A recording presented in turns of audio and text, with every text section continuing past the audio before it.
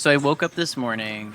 I was laying in bed at around 11 a.m. I'm like, I need to get my ass out of bed. I need to get coffee. And literally, as I'm having that thought, zzz, Valeria, hey, you want to get coffee? And Yeah.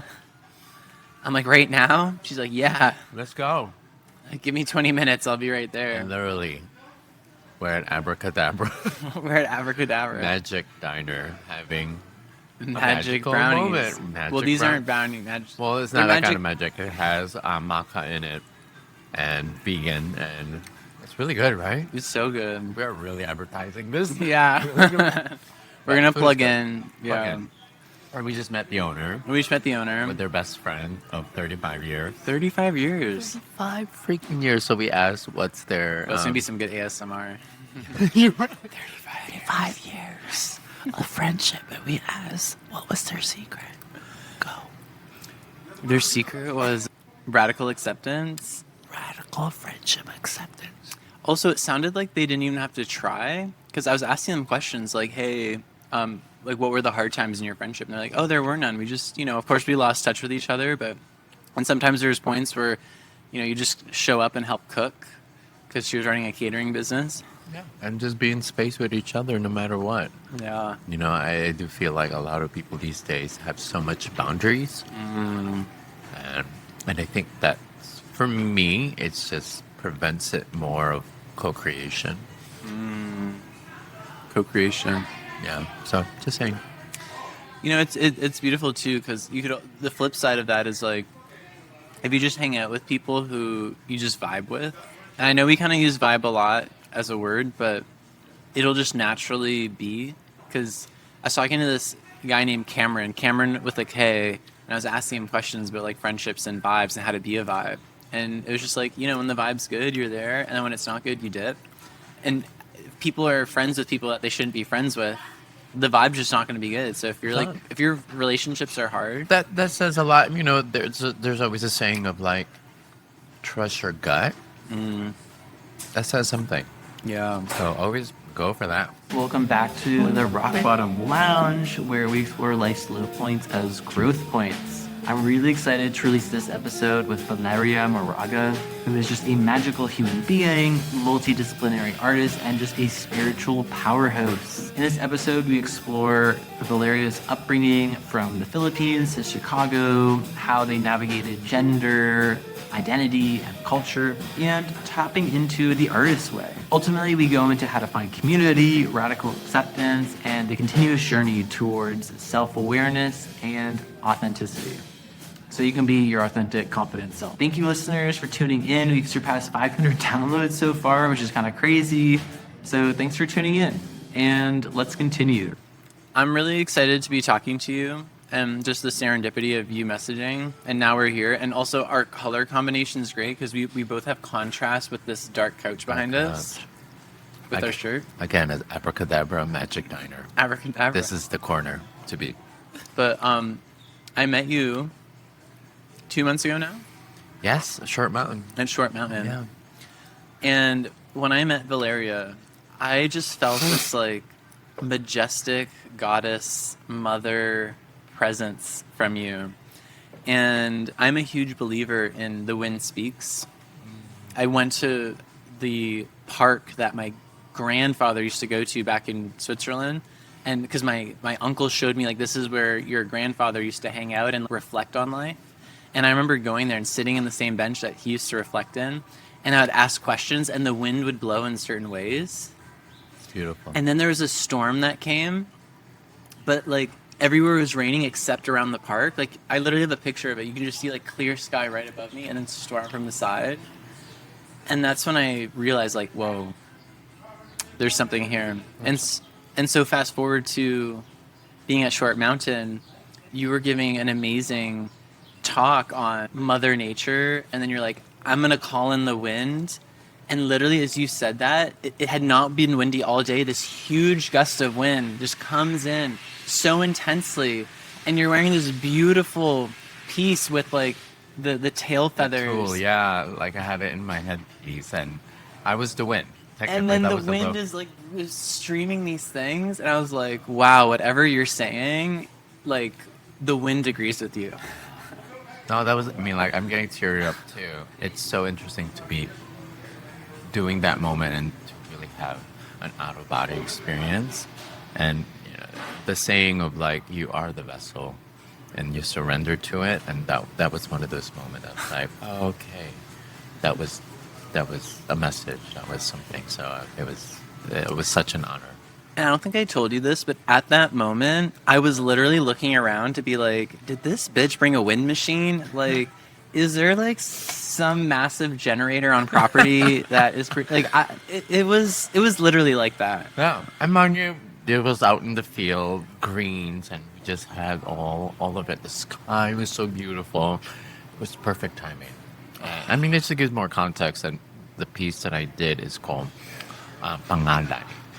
It's an offering that you do, and majority of it is in special occasion and parties, someone getting wed. And I tied it more in the performance art way, so it was a bit slower, the music, which was Grace Nono called I Lang. And I realized the more I translated it, it's about coming home.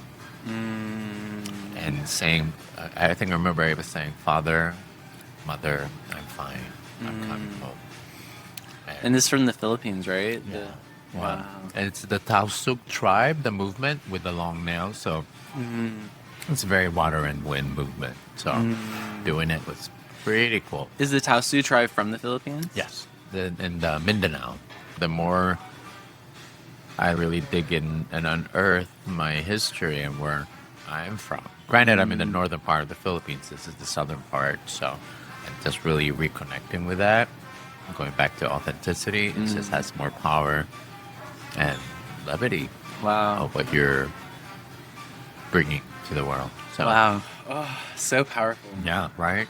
So if we kind of like flash forward through your life to right now, obviously you're being goddess energy, summoning in the wind. You also co-created a powerful play with a great group of people called Us Versus Them. Yeah.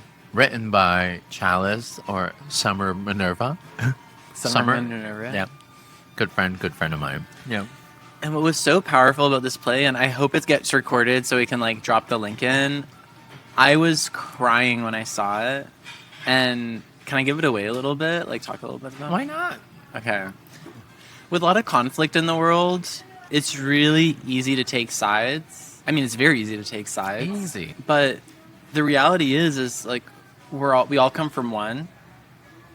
And when we look at this through this lens of us versus them, we're actually just creating trauma amongst each other. And we can't get past that. And this beautiful play and how you just like, oh my God, I don't even have the words, but there's just this beautiful take on what's happening in Palestine / Israel and everywhere. Everywhere there's war. Yeah. And you really just saw both sides of it and just realized how we're all just so broken. And like it, man, I'm crying thinking about it because it's something like I don't know how anyone could not watch it and just be moved by it.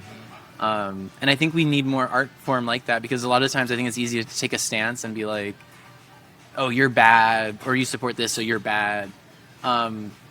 Which, you know, there's a lot to unpack. But I think the way you framed it was just very, wow. Yeah, and I think that's the work that we are doing, especially as artists now. It's so that's the work. You know, I think Nina Simone said it. I might quote her wrong, but please forgive me, Nina. Of like, the artist's job is to truly comment on the experience through your art. So, yeah, and I'm so grateful to be alive to be able to do that now, right?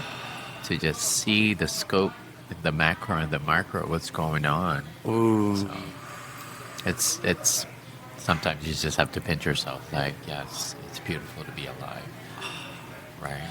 It's so beautiful. Yeah. I'm eating these delicious brownies. Yeah, it's so good, by the way. So good. Maca brownie at Abracadabra Diner. We're plugging in this diner. Because they're so sweet. I love them. Yes, they're so sweet. So now you're here in this beautiful place. You're your full self. Still in Discovery. Still in Discovery. Yes. Yeah, life's not over. Over. We got like 50, 60, 70, 80 years ahead of us. Ooh. More. More than that. Yeah. Infinite.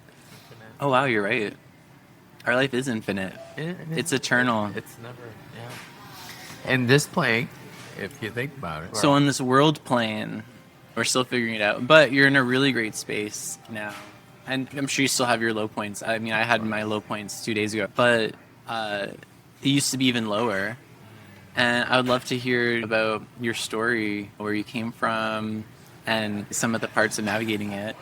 Hold, please. Hold, please. That's a blender on your a famous abracadabra diner treat Yeah. that is a frozen drink. The frozen drinks are being made. So stay tuned. It could be a good ASMR Yeah, if you just listen to it. Just listen. Yeah, this is comedy now. Comedy night. Ooh, that feeling of shakes being put together. Yeah, or are they grinding something? It sounds like a food processor or a juicer. It's a juicer. Well, anyway, if you're listening to this podcast, you're not here for the audio quality. You're here for the story. Yes, I. All right, so, oh man, I just want to like set up your story. Go. You are a beautiful soul, and you're living a beautiful life right now, but it hadn't always been that way. You were born in the Philippines, living with your family, having a very wonderful life there, but you felt you were in the wrong body. And then you moved to the U.S. and then felt like you were double in the wrong body as a first-generation immigrant, misaligned with the gender. And you eventually found yourself through your own journey. On topic one, like, what was those rock bottom moments like? Like, not feeling like you were yourself? It literally is about awareness, right? And I've always had this great intuitive way of like, again, going back to your gut, trusting your gut. But I really didn't have the language in a lot of those. And let's talk about gender and what that is. I realized there is a femininity that is living in all of us. And it was just erased in a way that I couldn't reflect on because of the system that has been put in this land. And it was always there. So it took community. It took me moving specifically here in Brooklyn and having community to have that. I mean, where to start in terms of like the rock bottom? Well, why don't we go chronologically? Yeah. And we'll use age as a marker, even though age doesn't mean anything. Sometimes it, we all like to compare ages. I could care less. I'm ancient. So. The listeners might appreciate. Like, Yes. oh, okay. You're ancient, always, forever and ever. So before you were 8, what was life like in the Philippines for you? I think rural. I saw cows in the morning passing by, making those sounds, and the rooster. So it's very that type of rural, but still has a neighborhood. And I just remember the class system was all over the place. It wasn't like a neighborhood where all the middle class is here. It's about who bought the land specifically. So you were with people of all types. So I was playing with kids that were squatters, low income. My grandparents were well off in their middle class. What was it like being the kid who came from the landowners, playing with the squatter kids? Were any of you even aware of that as kids? No. I think that's the beauty of our innocence there. But I started getting police. I had a nanny. So they were like, you're not, even Mike, like, you're not allowed to play. You have to So stay. the adults had the problem with you hanging out with the squatter kids. Yes, yeah. Think of, what's that movie? Million Dollar Baby? Not Million Dollar Baby. It's in India. Slumdog Millionaire? Yeah. That kind of energy within that context. Wow. Yeah. So what were you thinking when your grandma was saying, or your nanny, sorry, was suggesting you can't hang with those kids? Of course, I rebel, So, no, I want to. What were your favorite memories with those kids? Actually, this one still stick in my mind, and because I think they were trying to find money, so coins. So apparently, there's what do you call it? not the tunnel where like the river's flowing, but it's like dirty. There's a water flow. What would Like you a call that? storm drain? Or Yeah, like a drain, but it's like about this big. Yeah. So I will watch them, and they would just dig, and they're trying to find money. And I was like, oh my god, I want to help them. And it's like mine is black and like dirty. So I started doing it. I just remember my nanny just like picked me up. You are not allowed. And I was like, Why but I want to not? help them. So that was like my earliest moment. Wow. You know, it's crazy the innocence we have when we're kids, and then we start to learn these class structures, or like, oh, you can associate with those people, but you can't associate with those. And you fast forward over time, and because you're getting that feedback constantly, you end up becoming very anxious because it's like, oh, well, now I got That's to how- be in the right social status. Now add colonization under that, and the binary out of that. And Philippines has been bought by Spain and then bought by America. You realize a lot of it too is like some people lose what tradition is in the Philippines. I'm curious what it's like to grow up in a culture that has been colonized by multiple, the Spaniards, the Chinese, the Americans, Japanese. the Japanese. Yeah. How does Of that course. play into the sense of identity? My friend said this, you're erased, right? And it's really scrambling for tradition. A lot of Filipinos are in the Catholic regime. And that's hard. For me, I had to dig deeper, especially with the two-spirit and the transness, the queerness of it all. So it's hard because a lot of people in the culture too are still trying to figure out what fits for them. And it's literally creating your own tradition again. And then, now, I mean, there is language more if you have to seek it. The people are doing the culture bearer work. What you saw in the land when I did it, I'm still in process of figuring all this out, but I need to surround myself people that are bearer of the culture, and you have to relearn a lot of it. And really, it was tough because it's like you were taught this one thing that you were trying to find clarity of your humanity, but it's a lot of it's still coverage. I mean, if it works for you, yeah. For me as a young human, I was like, why are we here? We're going in church every Easter. And it's truly is about creating something that speaks for you with the context. For me, I had to surround myself with the culture bearers and the knowledge of that. And I'm still am. It's a never ending. So then, at 9, you move here, which is like the ultimate colony, if you will. Yeah. Not only did you grow up in a colonized place, now you move to this new colony. At what age are you starting to realize like you're not in the right body? It was really tough going to college too and everything because you were really like put in a box, type. So not until I moved to the city, And what age was that? 2006, 22, 21. 21. Yeah. Okay. So fresh out of college. Yeah. Just like hungry. I got to live the nightlife. I was so curious about it, of spaces, and there were so many queerness that was happening. The drag scene. I used to back up dance for a Yeah. lot of drag queens. One, especially Peppermint, and I realized like, going back to mirror work, these people see who I am compared to when I was going in a lot of the dance or theater auditions. Like, you have to be this in order to be that, instead of like. And you were back up dancing with drag queens when you moved to the city? Well, I found it, and Yeah. I was like, oh my god, would you like? Sure, let's do it. It's fun. We're getting paid $20, but go for it. Wow. So at this point, like especially in the college years, you were trying to fit in as a boy. Yeah.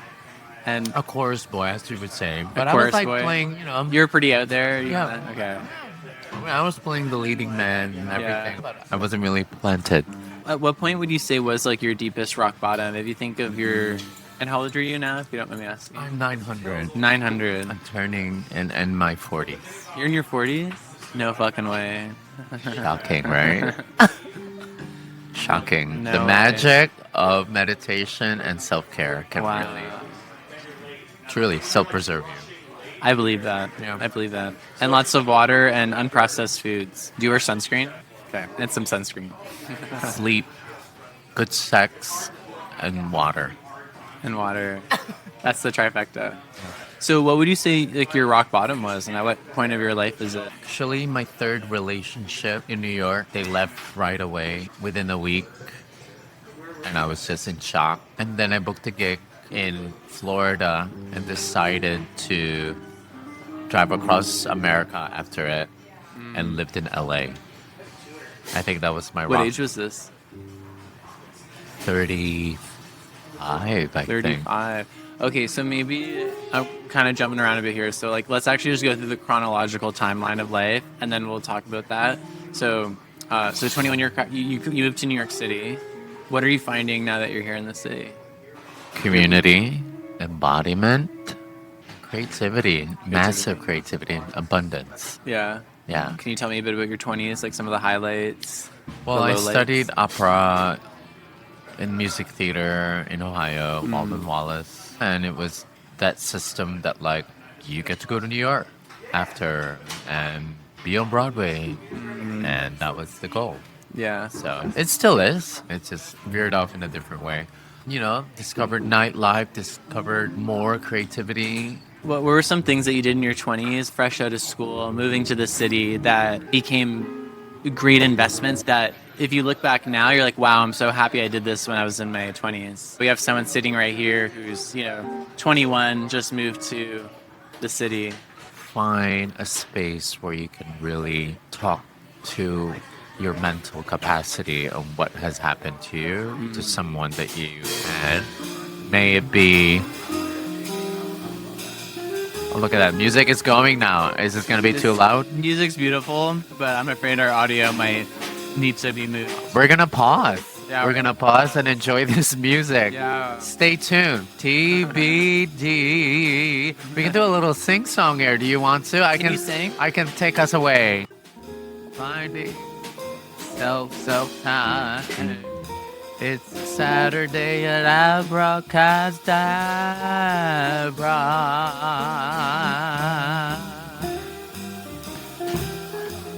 Stay tuned. All right, we're live. So speaking of synchronicity, I just now got royalty-free background music for the intro.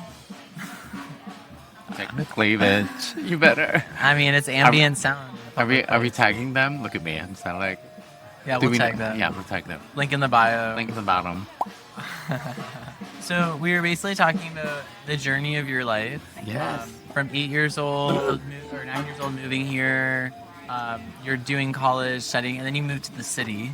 Yes. And we're looking at your 20s, and you're going to share with us some really great decisions you made, and maybe some things that you would do differently, assuming that 21-year-old you is sitting here. Yeah. And you're just like, hey, Hey. I finally figured out time travel, and now I'm talking to you. Hey. Here's what you need to know. Here's what you need to know, time traveler. Truly find maybe therapy or someone that you trust that you can truly, like, tell what's going on with you. You know, I think I didn't grow up with access on any of that. And even my parents, as immigrants, just figuring out how to live and put food on the table and housing.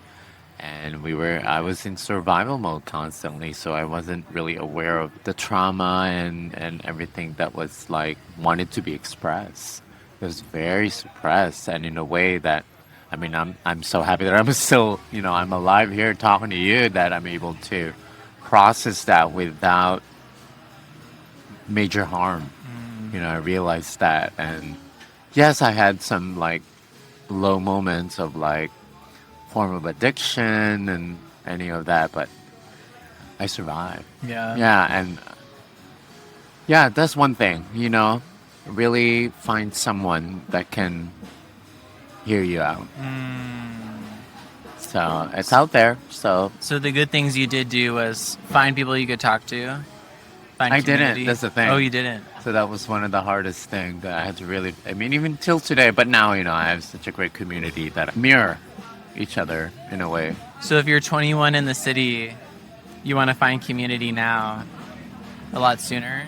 Yes, it's hard, but the resources are there. I mean, use your Instagram, whatever that you're using, because it's out there.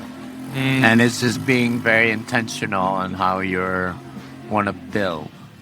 So, And what are some things that you did do well that you're like, damn, I'm happy I made that decision or did that thing in my 20s? for me, really found the underground culture of queerness, nightlife in New York. I was a club kid in my late 20s and realized I found my creativity there other than my career that I was like doing.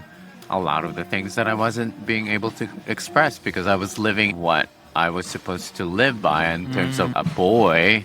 And at night, I found this beautiful creature of divine feminine creating a look. I got in front of the line. I didn't have to wait.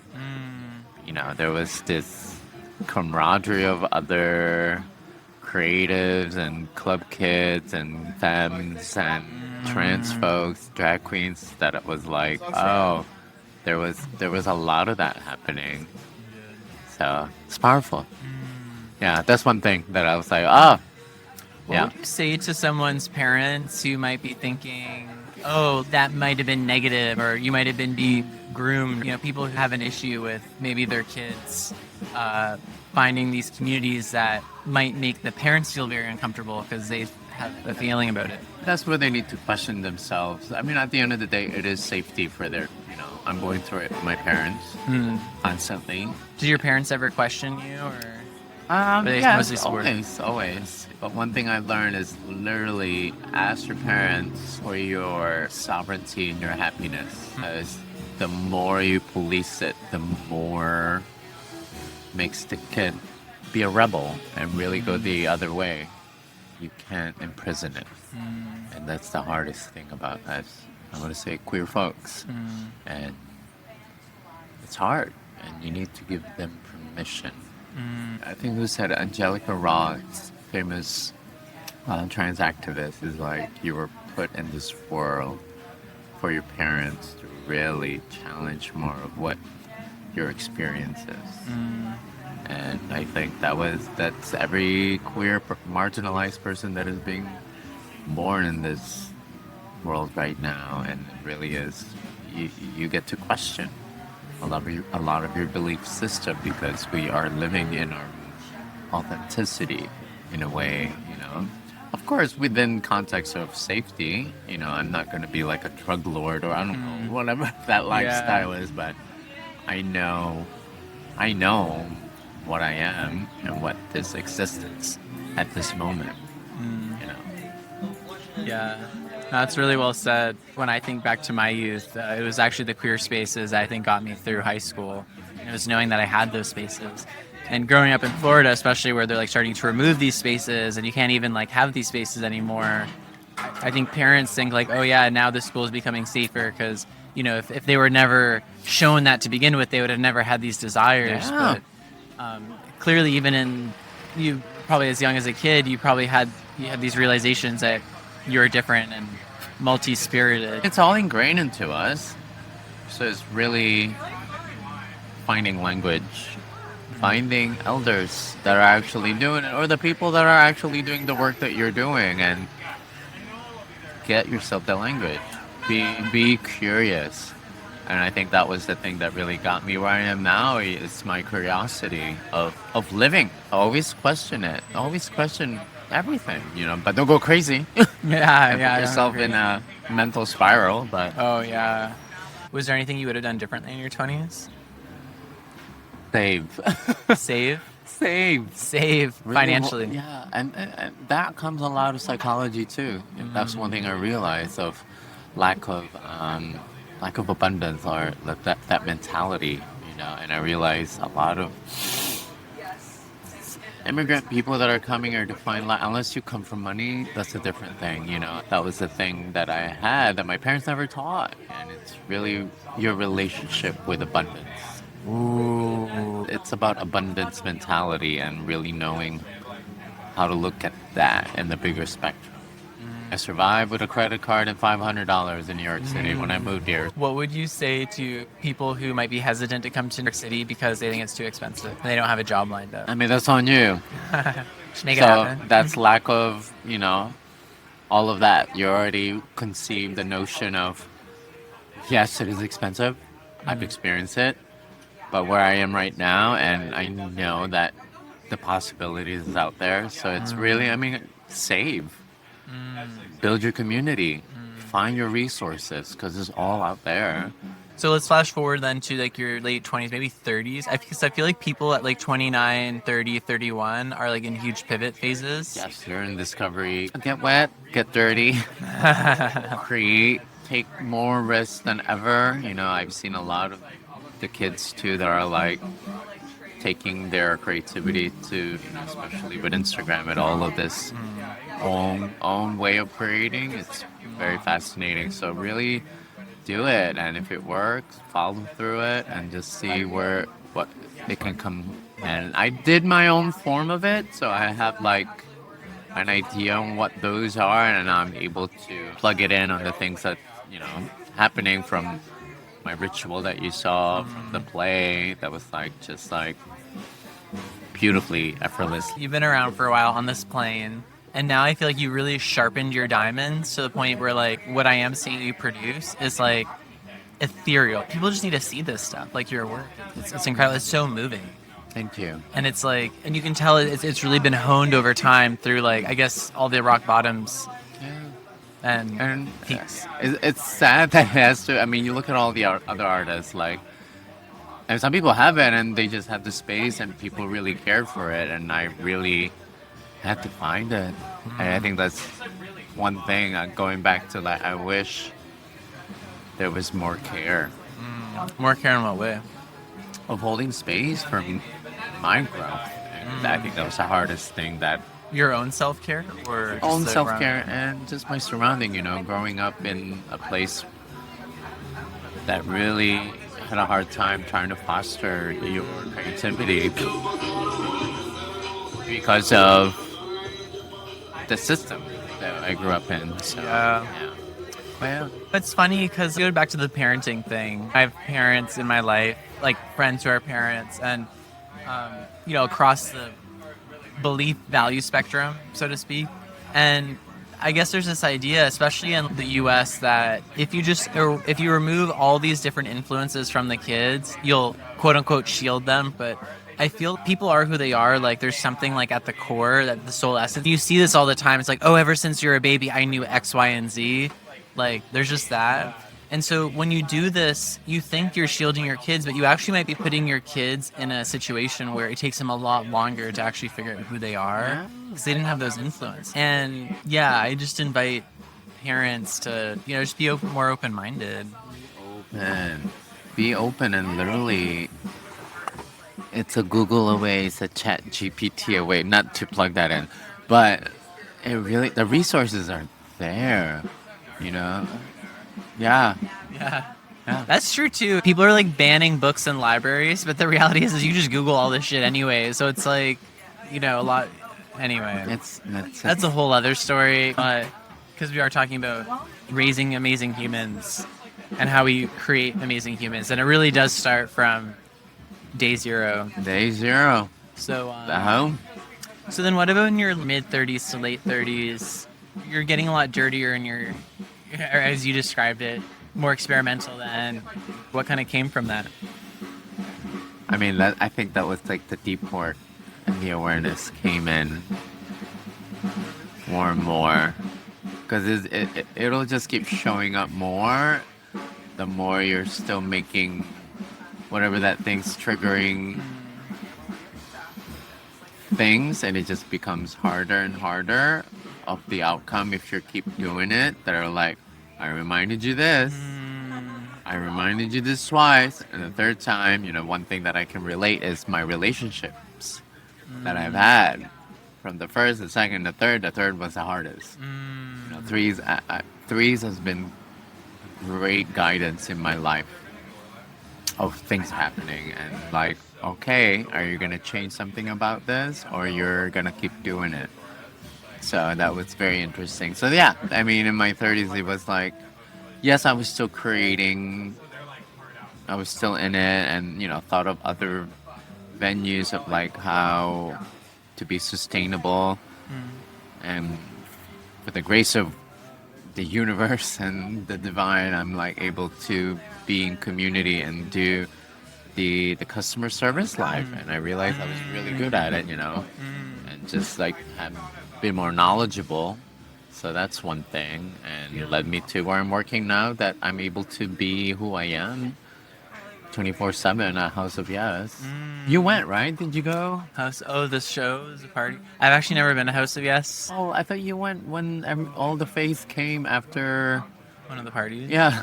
Oh, I'm an early sleeper. Oh. But I would love to go to House of Yes, especially if you're hosting something. I would really love to. Yeah. I mean, I just work and then I let my people come. Yeah. I mean, 30 Circus is a fun show. Yeah. But yeah. And, that's when I did my plant medicine journey, my ayahuasca journey, and that led more of a clarity of, really healing a lot of my inner child. Oh, I'd love to get into that. So we framed this conversation like different parts of the life chronologically, but I'd love to now dive into like what was the biggest rock bottom moment that really allowed you to harness like this period of your life. I think it was my LA moment, because I really wanted to get away from New York after my third breakup. And this is in your 35, you said earlier? Yeah, 30. So 35, 37. you moved cross country to LA. Yes, and I had a girlfriend. So she proposed after I did my show in Florida, Sarasota, Florida. Sarasota. I had a very healing moment there. And I did a show. It's called Straight White Man. Check it out. Written by, I forgot the writer, but it's a Korean-American playwright. Powerful story. Again, it was one of those pieces that like, okay, this speaks the language of where I am in my humanity. And it was just sharpening it more. And my co-star was this beautiful black trans woman. I was like still going through everything that I was going through. I didn't realize there was some depression there. But again, I was surrounded with love, that I was able to have the levity of it. Ivory was part of my life that whole time too. So then I drove across country and lived in LA in a basement. And I realized I wasn't looking at certain things I was heading, and that was the moment of like really sitting in myself, because I really had a lot of alone time. I was walking everywhere. I had no car unless I had to Uber from work, and really had to sit with self. And I remember one night I was just crying, and why, and that was like the rock bottom moment. And I think I did Molly with my roommates, my good friends. And I just remember the sky turning this sepia, and I just like couldn't stop crying. And it was so like apparent. I was like, wow. Wow. I wouldn't call it like my down, but like it was a moment of like, okay, something needs to be changed. And what did you do with that the next morning? Went to work. Did you feel different? No. No. I was still living in it. So it was, I started the artist way because of my roommates. They lived upstairs. Is that a book? The Artist Way? Yeah. I think it's Julia Cameron. Yeah. It's just. Artist Way, the Julia Cameron. You recommend that book? I recommend that book because it was like, it forced me, but it really got me out of my head to write 3 pages per day, no matter what. And that got, the consciousness going and everything, and really taught me about process again, and really retrace everything from whatever that's going on in my head. So I have a pile of it at home. Wow. That is just there, that call it manuscript. Wow. Of like the journey. So now I write at least 1 page a day. Yeah. Just like free write, and like even just brainstorm anything. That's really great advice. So you're reading this book and you've had this realization. What are you doing to make that change? Is it part of it like writing 3 pages a day? Yeah. Or? And bringing awareness to your consciousness. And then with the grace of things were happening in the space, my body just didn't feel to be there anymore. Certain action that happened that was like still a trigger of things that I was like, that needs to change. And I was like, okay, I need time to go back to New York. That's 2019, pre-pandemic, and I got here January of 2020, and then by March, pandemic started. I was sitting a lot alone in my thoughts and everything, and the pandemic really prepped me to dig deeper, Yeah. which was still a lot of depression and what we went through. So, but you're starting to make change in your life. You're being intentional. Were there days where you just felt like, oh, this 3 pages of writing is stupid. This is not going to give me my Yes. answer. And did you still convince yourself to write? Yes, How? but What was the inner monologue in your head? do it because you're gonna get something out of it. I think we've trained ourselves to do things that we don't like. So I think it's about retraining. And you didn't like this at the time. I didn't, but it was good accountability because I have one of my closest friends that were doing it with me. So it was like, okay, let's do this. And it takes a village. And from writing 3 pages a day, like, what did you start noticing changing in your life, and like at what points since you started? It's just clarity, a form of clarity and consciousness, and we have so much that we think about. What's his name? Said it. Stay in your head. You're dead. Oh, we have a famous speaker. He does. Stay in your head, you're dead. Yeah, Whoa. I forgot his name. Don't quote me. So would you attribute, like, if you were to think of like all the biggest levers, if you were to think of like leverage points that like made the most growth for you in getting out of rock bottom, discovering who you want to be, how you want to show up for yourself, would you say this writing exercise was one of them, or It's one of the tools. one of the tools? Yeah, because you're expressing. We have to- Writing. Yeah, we have to express. Either through movement, through singing. And so I think being an artist is so beautiful. Unless you're one of those people like just can be in nature and you're healed. All of this are tools of getting things out. Desponging, is that the right word? Squeezing things out of your system. Yeah. Wow, that's actually really great advice. And I've heard it almost described sometimes as clearing the pipes when you just start writing for the first time. Yeah. Do you write? I've started writing. Yeah. Yeah, we're part of we have a hit publish group where every second Wednesday we meet up, and at 8 we started writing at 6, and at 8:30 sharp we all hit publish on Substack at the same time. Wow. And and I think the time box of it has just forced me to get thoughts out. There. Yeah. Wow, that's great accountability. Please join us. Again, it's just really putting yourself in those systems that you don't know what skills you have until it's, 'cause I think we trained ourselves from past trauma on what those skills that you have, and I realized, you have a lot more to offer than what you thought. And then what's number 3? Have yourself. Have yourself. Related. Sovereignty. Sovereignty. I think that's one thing that I really realized. Ooh. Being able to be okay no matter what the situation is and be alone. There you go. Learn how to be alone in every aspect of the journey. And trust your art form and trust who you are. Yeah, because that it really does come down. You go home to yourself every day and be able to say, I'm okay going home every day to myself. Wow.